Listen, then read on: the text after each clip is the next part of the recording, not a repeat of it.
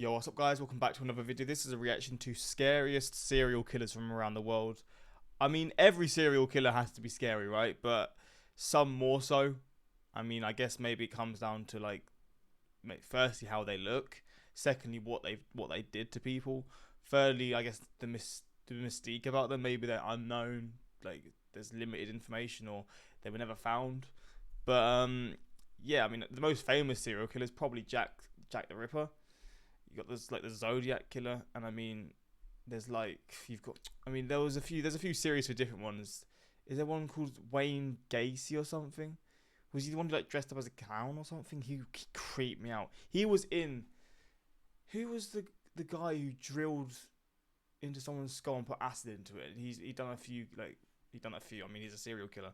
There was a series about him about a year ago on Netflix. It was pretty good. I mean, the series was pretty like dark, of course, and graphic, but I forgot his name, but he's probably up there as well. I mean, he's probably going to be on this list, to be honest. But yeah, we're going to check this out and see, because that's just what this video is about. But yeah, links are also in the description to my Patreon, where you can see reactions that I can't post to YouTube. And yeah, let's just check this out. Watching. Oh, dude, I'm just watching. Bro, what are you watching? Oh, dude, I'm just watching the show about people that got killed, tortured, murdered, abused, beaten, mutilated. Why? I don't know, man. It's just so calming and peaceful, honestly. That's concerning. Whether you belong on a list or just have a morbid curiosity on how these twisted people's minds work, this video is for you. One thing to quickly note is that this list is not based off kill count alone. The scary factor is based off of their general vibe, their story, and also their methods. Let's begin. Starting off strong, we have Ted Bundy. This man is literally nightmare fuel. Why was Ted so scary? For me personally, it comes down to a few reasons. Primarily being how unassuming he came off. He was literally a wolf in sheep's clothing. He was well educated, charismatic, charming, although he had a truly twisted and dark side that only came out once you were alone with him. Besides him being almost completely hidden in plain sight, he was also a master of escape and literally escaped police twice. And after the second time he escaped, he committed 6 more murders, which is literally insane. Something that I find completely ironic is that Ted actually attended law school for a year, which is super random, but I mean, it's not the first time something like that's happened. Once he was finally caught, he eventually admitted to over 30 murders, abducting, assaulting, and murdering young women. And during his trial, he even partially represented himself. And during his sentencing, he literally proposed to his girlfriend. This dude was loving the attention and is a complete lunatic. Next up, we have Harold Shipman, aka Dr. Death. Don't know this guy. If you thought that name was bad, trust me, it gets worse. Harold was a family doctor in the small town of Hyde in the United Kingdom. Harold was well known and well respected in his community, and a majority of his clients were the elderly. This might seem a little bit random, but this fact is very important. Now, let's kind of step back and look at his history. In his early years, he was the primary caretaker for his mother with cancer, and that led him to seeking out medical practice. He became a doctor, had a family, and had a successful practice, although he did end up developing a drug habit that almost cost him his practice. He was fined on multiple drug charges and even went to rehab, but was considered cured by the end of his treatment and was free to practice once again. Once he continued his practice is when things really began to take a turn. Specifically, elderly women began to die under his care. Shipman would use any reason possible to use a hypodermic needle on his patients, which he would use to deliver them a deadly dose of morphine, causing them to overdose. The interesting thing is this was the same medicine he gave his mother when he was younger. The thing is, how could you get away with this so many times? Surely after the first 1 or 2, they're going to suspect a thing. I don't know how many people he killed, but I'm assuming as a serial killer, it's got, I mean, I guess it can be 2, but I'm going to assume it's more than that. How do you keep getting away with this when it's constantly the same deaths? I mean, that's a bit weird that the police or the investigators couldn't really get...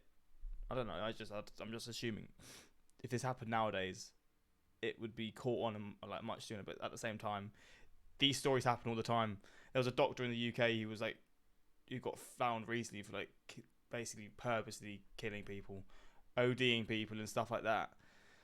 And it's just, yeah, there's just these absolute psychos out there. But surely you can catch them quicker than this, especially if you're someone who's a doctor and they're constantly dying in your practice. Like, I don't know. Like Ted Bundy, Shipman is terrifying because of how unassuming he was. Not only was he respected in the community and well known and a family man, but he was also a family doctor. probably one of the last people that you would assume to be ending people's lives intentionally. Another really scary factor was that his patient base was so vulnerable. And unfortunately, early on, a lot of his victims were just written off because of old age. Shipman was found out because before he killed his last victim, he modified her will to have her leave everything to her family doctor, aka What an idiot. This is what caught him out. Are you serious? Jesus, man. Shipman. Her family was suspicious and they investigated. After a thorough police investigation, it was discovered that Dr. Death was responsible for over 215 deaths. 215? How do you get... my God, man, that is insane. Absolutely terrifying. Third up, we have Andrei Chikatilo, aka the Rostov Ripper, or the Butcher of Rostov. He was a serial killer from Soviet Russia. The fact that he was in Soviet Russia actually played a big part in the reason why he was able to go on for so long. The state-controlled media was not allowed to talk about serial killings or anything of the sort, specifically because they believed that they did not have that issue. They didn't have serial killers, they thought. They believed that to only be a Western phenomenon. Following the trend, Chikatilo was just an unassuming traveling businessman, although his urges were much deeper and much darker. And unfortunately, Chikatilo was the type of person known as a necrosadist, someone who gained arousal from pain and violence and murder. God. Chikatilo targeted runaways, prostitutes, and homeless people as they were considered undesirables or less dead. Over time, the evidence was undeniable, and the police were starting to suspect a group was at the loose, and even the general public was starting to believe that there was a werewolf just because of how gruesome the bodies were left. Unfortunately, these investigations were not fruitful simply because they were not looking in the right places. They were literally investigating satanic cults and recent psychiatric ward alumni. It wasn't until they brought in a psychiatrist that they were able to begin making progress and realize that maybe the killer was a normal seeming businessman who could be among us. In an interesting turn of events, Chikatilo was literally caught at a bus stop talking to a potential victim and was found with Vaseline, rope, and a knife in his briefcase. Although once he was brought in, his blood did not match the DNA on the killings and he was only held for a theft he committed. It wasn't until a few years later he was once again brought back in to the police station, and at this point they knew they had to get him. Although they didn't have much evidence and time was ticking before they had to release him again, it only took a 2-hour conversation between Chikatilo and the psychiatrist to have Chikatilo crack and confess to everything. Chikatilo was responsible for the gruesome death of 56 young men and women and was sentenced to death by a bullet in the back of the head. All right, Good. Things have gotten pretty dark. I'm happy they dealt with him swiftly like that after everything. I mean, it wasn't a swift sentencing. They took ages to get him, but then once they did, bang, you're gone. Love that. But we're just getting started. Let's just take a quick breather together. It's so crazy to think about how twisted these individuals are. Something I wanted to quickly mention is that this video is in no particular order. These individuals do not deserve a ranking, and I will not be giving them one. All right, buckle up. We're jumping back in. Next up, bringing us back to the U.S., we have Jeffrey Dahmer. Jeffrey Dahmer was who I was on about, not Ted Bundy. Because I was thinking when he said Ted Bundy had wives, I was thinking, wait, Jeffrey Dahmer didn't have wives because he killed mostly men or only men. But that's what I got confused between the two. There we go. Jeffrey Dahmer was the one who had the series. Is probably one of the most infamous and well-documented serial killers of all time. If you know anything about Jeffrey Dahmer's story, it's not hard to believe why he's on this list. He is one of the most depraved individuals likely to ever exist. From a very young age, he was experiencing intense, violent thoughts, and it didn't take long for him to begin acting on them. From the years of 1978 until his arrest in 1991, Jeff had killed 17 people in uniquely horrific and gruesome ways. Jeff would drug, assault, murder, assault again, chop up, eat, and more to his victims and the bodies of his victims. Not only would he drug, assault, murder, and eat his victims, but he would also mutilate their bodies and keep parts of their body as souvenirs. He even said himself that this made him feel closer to his victims. He says that he didn't want to kill anybody, it was just his only option as he wanted companionship. According to him, his ultimate goal wasn't to murder, he simply wanted a slave who he could control completely and not have to worry about any of their wants or desires. This man was truly twisted. And because there was no death penalty in Wisconsin, he was actually sentenced to 973 years in jail, although he was murdered in jail by a cellmate, thankfully. What a guy. Following the trend of disgusting, disturbing cannibals, we have Waem Croll, a disturbing serial killer from Germany. Waem had an IQ of 76, which is just above the line of being considered mentally challenged. Croll would primarily find his victims by either going to smaller towns outside of where he lived, or simply strolling through and hiding in the forest waiting for victims to pass by. Croll targeted women and young girls specifically, with his youngest victim being 5 years old. He would typically start a conversation with a victim and then shortly after strangle them to death and then assault their corpse. He shortly after began cutting chunks of his victim's body off and taking them home to eat. The bodies of his victims were typically found a few days after the incident, although they were never linked to him. And one of the most unfortunate parts of his story is that typically people close to the victim would be considered primary suspects, and there was multiple completely innocent suspects who ended their own lives out of sheer frustration and embarrassment of being considered a suspect. As I'm probably sure you've realized at this point, it's very common that a lot of these people were not necessarily deemed to be serial killers just at a first glance.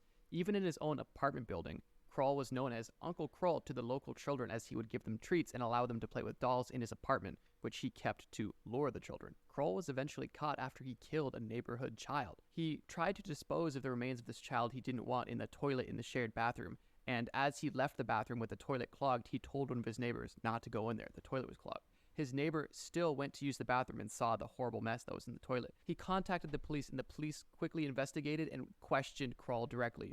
They forced their way into his apartment and saw that he was cooking a stew. Croll quickly admitted to everything, and they noticed that the stew literally contained human remains from the victim they were searching for. This man was seriously a monster. Moving over to South America, from Colombia specifically, we have Pedro Lopez, also known as the Monster of the Andes. If you thought it was frustrating and just nonsensical how the police didn't catch any of these people earlier, you're gonna absolutely hate how the story goes. Okay. Lopez was literally found guilty of murdering 110 girls in Ecuador alone, but he also confessed to killing an additional 240 women across Peru and Colombia. Now, obviously, for having over 300 alleged murders, he is obviously sentenced to death.